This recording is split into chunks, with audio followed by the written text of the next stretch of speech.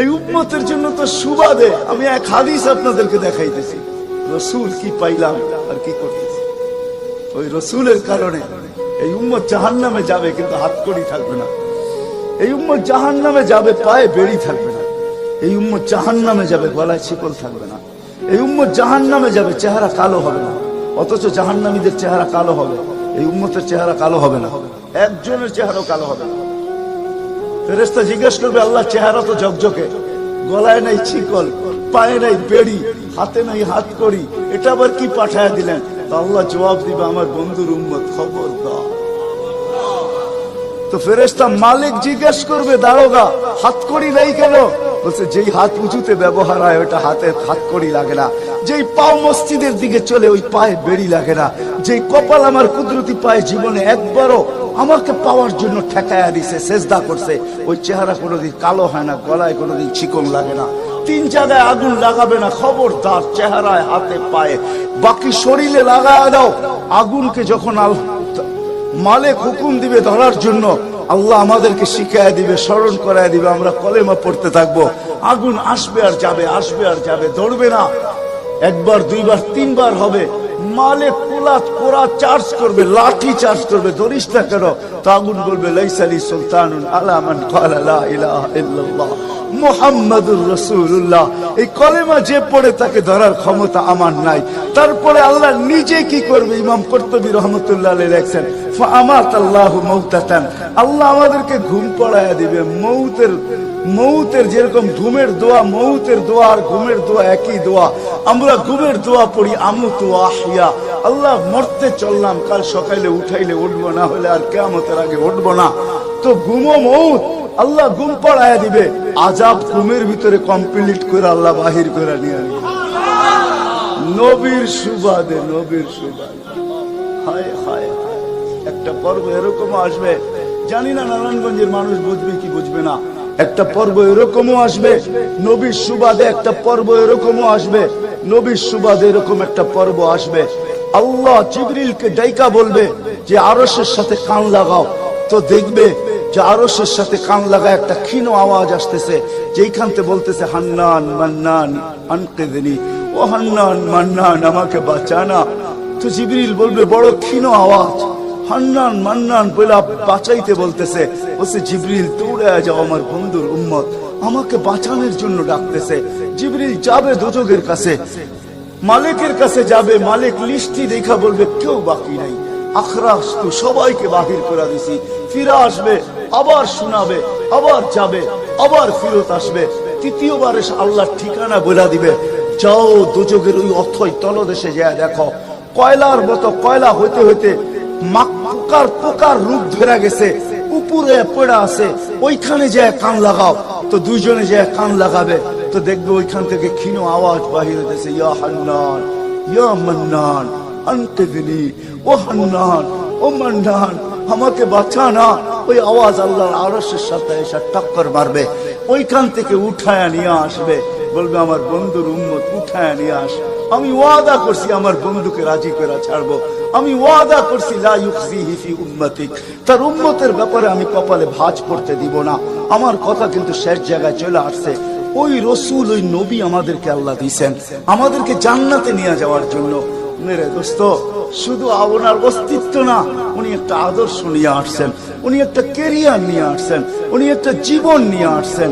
যেই জীবনের একটা সুন্নত যদি কেউ তার নিজের জীবনে প্রতিফলিত করে, নিজের জীবনে অভ্যাসে রূপান্তরিত করে, আর নিজেকে অভ্যস্ত করে আল্লাহ পর্যন্ত যদি পৌঁছাইতে পারে, খোদার কসম এটার ওয়েট এতটুকু হবে, সমগ্র জগৎ একবার না 10 বারও যদি এক পাল্লায় রাখা হয়, আর ওই সুন্নতকে এক পাল্লায় রাখা হয়, তো ওই সুন্নতের ওয়েট বেশি।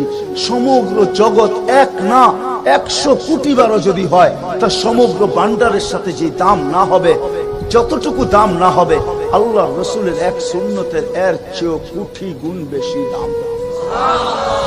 বিদায় আপনাদের পায়ে হাত রেখা বলি, আসেন 12 রবিউল আউয়ালের এই রজনীতে, যদিও দিন পার হয়ে গেছে, 13 তারিখের রাত্রে আমরা পড়ে গেছি। ইখতিলাফ হিসাবে 13 তারিখও পাওয়া যায় যে 13 তারিখে আল্লাহ রসুল দুনিয়াতে আসছেন। হতে পারে আজকের রাতটাও উপরে কিন্তু আমাদের কোনো সামিয়ানা নাই, ডাইরেক্ট আকাশ। আল্লাহ 3 ভাগের 1 ভাগ রাত্রের অতিবাহিত হয়ে গেছে। আল্লাহ এখন প্রথম আকাশে চলে আসছেন, নিজেই আহ্বান করতেছেন, হাল মিন মুস্তাগফির আগফির আলা। দুনিয়ার মানুষ আসামিকে তালাশ করে ফিরে শাস্তি দেওয়ার জন্য। ও রব্বে কায়নাত নারায়ণগঞ্জের মানুষ প্রথম আকাশে আইসা ডাক দিতে থাকে, কে আসছো আসামি? আমি শাস্তি দিব না, আমি তো মাপের ভান্ডার নিয়ে আসছি, আমি তোকে মাফ করব। তুই মাফ চাইতে দেরি, আমি মাফ করতে দেরি হবে না। গুনার পরিধি যুবকরা কতটুকু তোমাদের গুনার পরিধি কেমন? সমগ্র সৃষ্টি মিলাও যদি সারা জীবন গুনাহ করে, জিবরিল তার জন্ম থেকে মৃত্যু পর্যন্ত যদি গুনাহ করে, সমগ্র ফেরেশতা কেন সমগ্র সৃষ্টি মিলা আল্লাহর নাফরমানি করা ওই পর্যন্ত গুনাহকে পৌঁছাইতে পারবে না, যেই পর্যন্ত আল্লাহ বলতেছেন ওয়ালাউ বালাগাত যুনুবুকা ইনানাস সামা ওমা আশরাকতা বি ফাস্তাগফারতানি ফাগফারতু লাকা ওয়ালা উবালি। তোমাদের গুনাহ দিয়া যদি আমার আকাশের পরিধি পর্যন্ত ভেদ করে চলা যায়, একজনের গুনাহ, আমি তো বললাম সমগ্র সৃষ্টি মিলেও সম্ভব না, একজনের গুনাহ তো দূরের কথা, আমার আকাশের পরিধি ভেদ করে চলা যায়, তুমি মাপ চাইতে দেরি, আমি মাপ করতে দেরি। এই উম্মত তো মাপ চাইতেও হয় না, নবীর সুবাদে আল্লাহ এই উম্মতকে সুযোগ দিয়েছেন। তরজমা উলামায়ে কেরাম ভালো বুঝবে। আল্লাহ নিজেই বলে, এই উম্মত যখন চিৎকার দিয়া মাথায় হাত দিয়া বসা পড়ে আর চিৎকার যখন দেয়, হায় আমি বুঝি শেষ হয়ে গেলাম, ফালাম্মা তায়াক্কানতা বিল বাওয়ার ওয়া যানানতা আন্নাকা মিন আহলিন নার মানাহতু ইলাইকা রিদওয়ানি ওয়াল্লাইতু ইলাইকা গুফরানি কুলতু লাকা লা তাহজান গফারতু লাকা যুনুবা ওয়াল আওসার ওয়া লিআজলিকা সাম্মাইতু নাফসি আল আজিজুল গফফার। আল্লাহ বলে, এই উম্মত যখন মাথা ধরে চিৎকার দেয়, আমি বুঝি শেষ হয়ে গেলাম, আল্লাহ বলে আমি আমার জায়গায় থাকতে পারি না, আমি দৌড়ায় ছুটে আসি, আমি আসার আগে আমার মাগফিরাতের চাদর দিয়ে একে ঢাকা নেই, আমার রহমতের চাদর দিয়া, আমার রেজার চাদর দিয়ে একে ঢাকা নেই, মাগফিরাতের ভিতরে ডুবায় নেই। আমি আইসা পিঠে হাত বুলাইতে থাকি আর বলি, চিন্তা করার কোনো কারণ নাই, তোর ডাক আমাকে থাকতে দেয় নাই, আমি চলে আসছি, আমার রহমতের জোশ চলে আসছে, তুই মাপ না চাইলেও মাফ করে দিলাম। মুহাম্মদুর রাসূলুল্লাহ সুবাদে বিদায় নারায়ণগঞ্জের মানুষ, আমি যুবকদেরকেও বলবো, মা বোনদেরকেও বলবো, সবাইকে বলবো, শুধু আমাদেরকে জান্নাতে নিয়ে যাওয়ার জন্য আসেন নাই, একটা সুন্দর জীবন আমাদেরকে দেওয়ার জন্য আসছেন। 60-70 বছর একটা সুখের জীবন দেওয়ার জন্য আসছেন, 60-70 বছর একটা আনন্দের জীবন দেওয়ার জন্য আসছেন, 60-70 বছর একটা এনজয়মূলক জীবন দেওয়ার জন্য আসছেন। আমরা যেটাকে এনজয় বলি, এটাকে এনজয় বলে না। আপনি আমাকে কোনো থিওরি দিয়া বুঝাইতে পারবেন না। আমি গত মাসের 23 তারিখে আমার 1 মাসের আমেরিকার সফর ছিল, আমি সফর শেষ করে আসছি প্যান্ডামিকের ভিতরেও, এই করোনার ভিতরেও। আমাকে বুঝাইতে হবে না, আমি দুনিয়া চষা মানুষ, আমি চষতে চষতে শেষ করে ফেলছি, আমাকে বুঝাইতে হবে না, আমি মানুষকে বড় কাছের থেকে দেখি, আপনি আমাকে বুঝাইতে হবে না। যেগুলাকে আমরা এনজয়ের সংজ্ঞা দিই, এগুলা এনজয় না, যেগুলাকে আমরা সুখের সংজ্ঞা দেই, এটা সুখ না। যেটাকে আমরা বলি হ্যাপি, এটার নাম হ্যাপি না। আল্লাহর রাসূল এক হ্যাপি জীবন দেওয়ার জন্য আসছেন, এক এনজয়মূলক জীবন দেওয়ার জন্য আমাদেরকে আসছেন, এক সুখের জীবন দেওয়ার জন্য আসছেন, এক সুখের জীবন দেওয়ার জন্য আসছেন। সাহাবারা সুখী ছিল, কসম খোদা, আমরা দৌড়ায় দেখছি, কিন্তু আমরা এখন পর্যন্ত কোন ব্যক্তি বুকে হাত দিয়ে বলতে পারবে না যে আমি কোন সম্পর্ক নিয়ে সুখী, কেউ বলতে পারবে না কোন সম্পর্ক নিয়ে সুখী, কেউ বলতে পারবে না আমি অর্থ নিয়ে সুখী, কেউ বলতে পারবে না আমি পদ নিয়ে সুখী, কেউ নিজে বলতে পারবে না এনাফ এই শব্দটা কেউ বলতে পারবে না, সুখী বলতে পারবে না। কিন্তু মেরে দোস্ত, আসেন নবীর আদর্শে আদর্শবান হই, নবীকে চিনি, নবীর ক্যারিয়ার পড়ি, নবীর শান পড়ি, নবীর জীবন পড়ি, তারপরে আমল করি। একটা সুন্নত ঘরে আমল করে দেখেন সবাই মিলা, ওই ঘরের ভিতরে আল্লাহ সুখের বন্যা বয় দিবে, বন্যা। সুখের সুখ হবে না, সুখের বন্যা হবে, বন্যা। সাহাবাদের জীবনে সুখের বন্যা ছিল, বন্যা।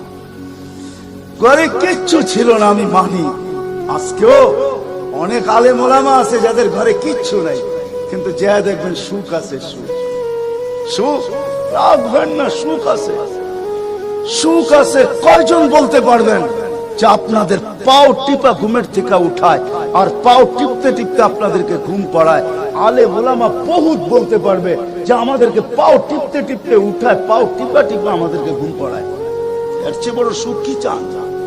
এর চেয়ে বড় সুখ কি চান? ডেলি মাথায় তেল লাগায় দেয়, পায়ে তেল লাগায় দেয়, আঙ্গুল ভুলাইতে ভুলাইতে ঘুম পাড়ায় দেয়। ঘুমাও, সারাদিন পরিশ্রম করে আসো। ওই হাদিসের মেস্তাক, সেটা ফাতেমা রাদিয়াল্লাহু তাআলা আনহা বলছিলেন, খারাজা জাওজুহা মিন বাইতিহা হাসিনা তাতাশাব্বাকাত। আলী, তুই ঘর থেকে বাহির হস, আমার দিলটা চুরমার হয়ে যায়। আব্বা শিখায়া দিয়েছেন, আমার দিলটা ব্যথায় ভাঙ্গা পড়ে। তুই কেন বাহির হলি ঘর থেকে? তাতাশাব্বাকাত, আমি রাস্তা দেখতে থাকি, শুধু দেখতে থাকি না, তুই আসার আগেই আমি দরজায় পিঠ লাগায় দাঁড়ায় থাকি।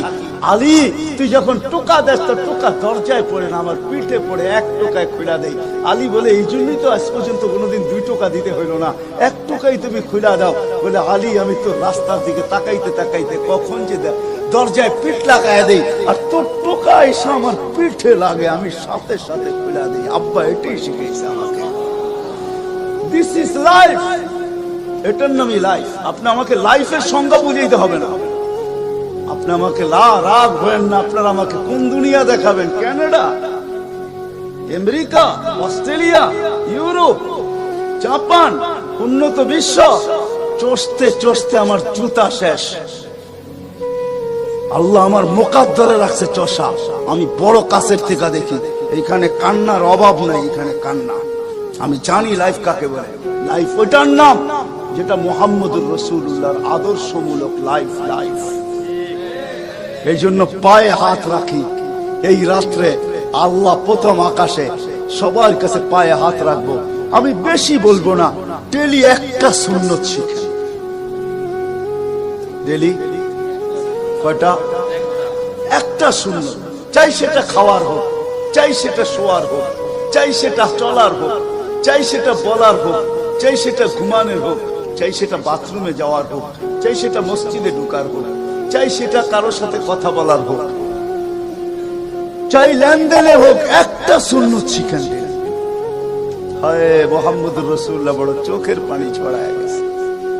আমাদেরকে জান্নাতে নিয়ে যাওয়ার জন্য আসছেন, নাইলে আসছেন না। দুজাহানের বাদশা কেন আসবে? জমিনে কেন পাও রাখবে?